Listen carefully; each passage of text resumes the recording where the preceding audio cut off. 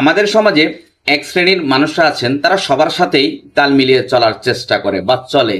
তাদের সামনে কেউ যদি দোষ ত্রুটি অন্যায় করে, মিথ্যা কথা বলে, তারা সত্যটা জানার পরেও চুপ থেকে খুব সুন্দরভাবে তাদেরকে সাপোর্ট করে যায়।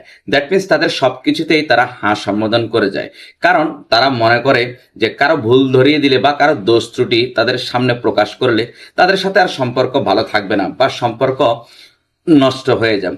তাছাড়া তারা আরো একটা ভুল জিনিস মনে করে থাকে, সেটা হচ্ছে যে তারা মনে করে সবাইকে খুশি রাখাই হলো সমাজে একজন ভালো মানুষের পরিচয়, বা সবার সাথে তাল মিলিয়ে চলতে পারলে সমাজ তাকে ভালো মানুষ বলবে। কিন্তু বাস্তব কথা হলো, সত্য লুকিয়ে কেউ কখনো সত্যিকারের শ্রদ্ধা আর সম্মান পায়নি।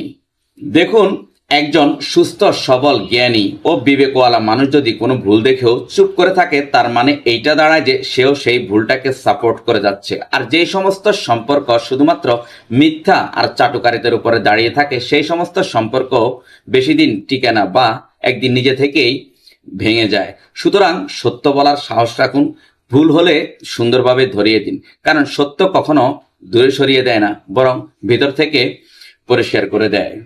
এখন সর্বশেষ কথা হচ্ছে যে সবাইকে খুশি করার চেষ্টা না করে নিজের বিবেককে খুশি রাখুন। একজন সত্যবলা মানুষ অল্প হলেও সম্মান পায়, আর যারা মিথ্যা দিয়ে বা মিথ্যা কথা বলে মানুষকে খুশি রাখার চেষ্টা করে, শেষ পর্যন্ত তারাই একা হয়ে যায়।